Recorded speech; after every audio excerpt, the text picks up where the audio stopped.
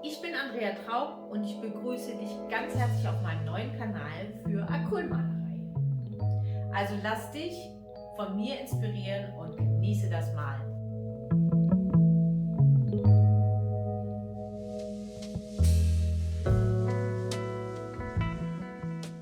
Ich habe eine frühlingshafte Farbpalette mir rausgesucht. Viele Grüntöne, bisschen Farbakzente, und zwar ein warmes Olivgrün, dunkel, ein helles Olivgrün. Dann habe ich hier so einen Grau-Grünton. Ich sage immer Salbei dazu.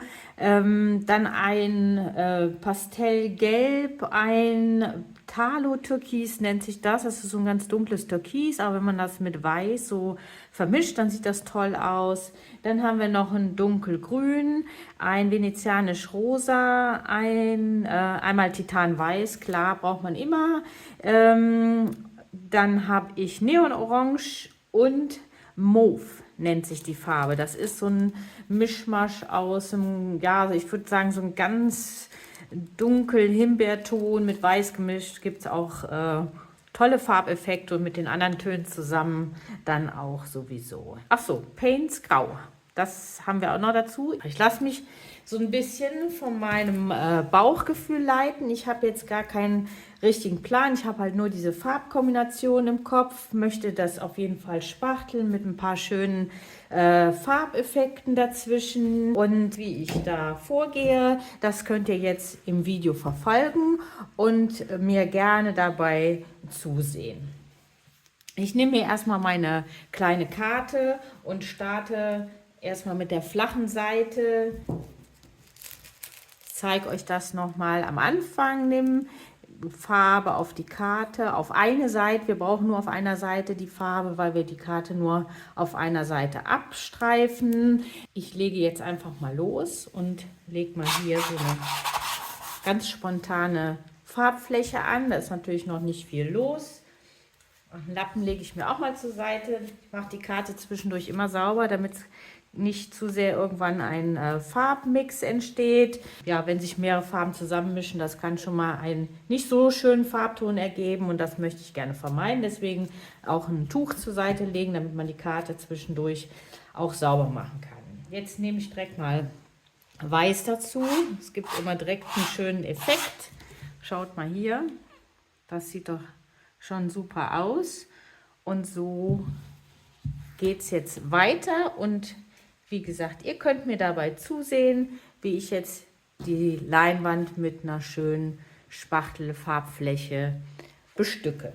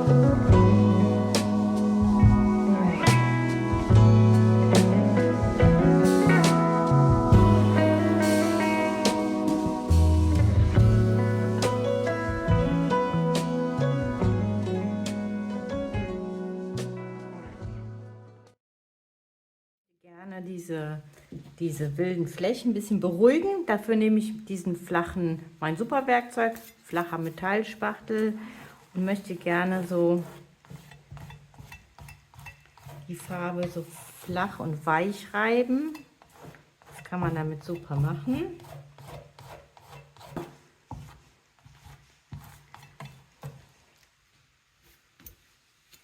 Jetzt mache ich den Spachtel sauber, damit ich diesen dunklen Farbton nicht mit überall aufs Bild übertrage.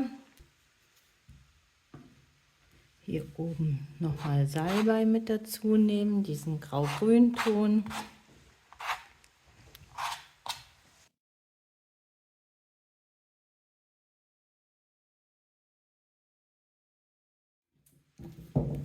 Ich drehe einmal das Bild um. Ich möchte gerne hier das mit dem Pinsel vermalen. Eine weiche Fläche möchte ich gerne erreichen. Also das heißt, dass da nicht so viel hier oben los ist, sondern es so ein bisschen weicher ineinander läuft. Dafür nehme ich einen normalen Malerpinsel, habe mir ein bisschen Weiß genommen und gehe jetzt so an die Farbfläche ran und nehme mir so ein bisschen die Farbe auf und verteile die einfach ein bisschen hier auf die restliche Fläche, diese wirklich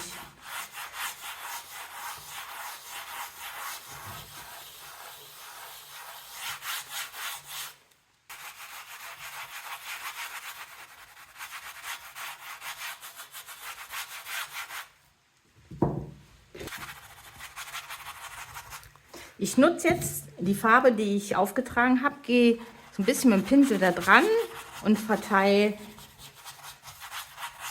das so ein bisschen hier auf der Fläche. Und jetzt kann ich noch mal mit meiner Karte hinterher gehen. Mache noch mal so einen kleinen Übergang hier hin, damit das nicht so eine Grenze bekommt.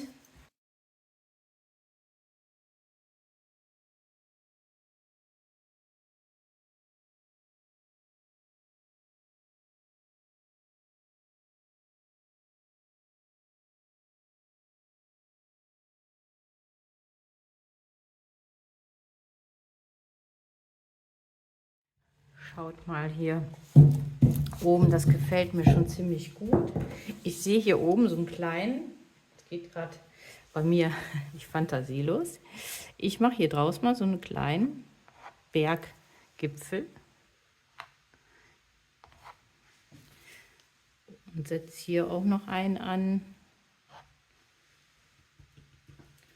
Frühling in den Bergen.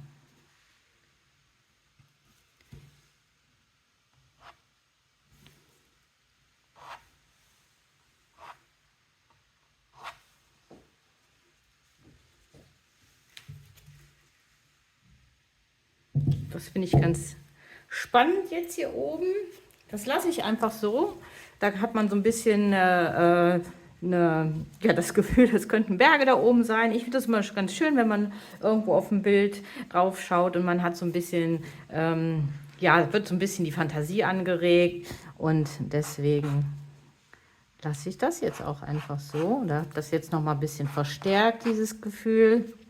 Ganz spontan, ihr seht, immer ausprobieren. Hier mache ich das auch noch mal so ein bisschen. Muss natürlich jetzt nicht zu viel werden, aber ich gehe hier noch mal mit Weiß dran.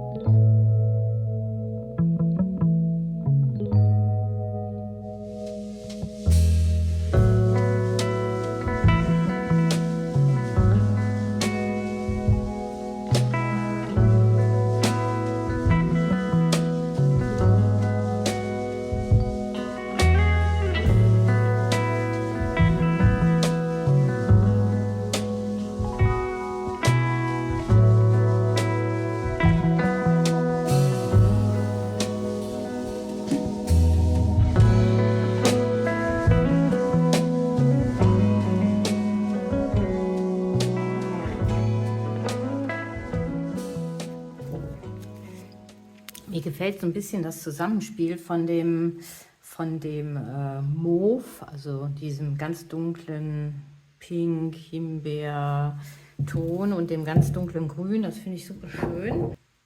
Deswegen habe ich das jetzt hier nochmal so ein bisschen verstärkt.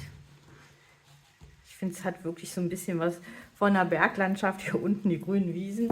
Gefällt mir richtig gut.